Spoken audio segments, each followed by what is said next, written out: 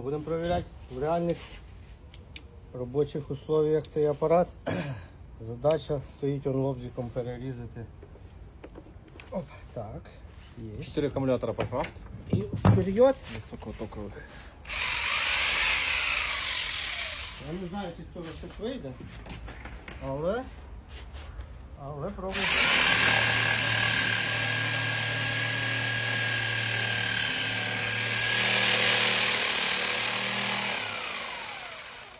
Хорошо, все виходить. Нам треба буде зараз сверло на поворотах сверлиться.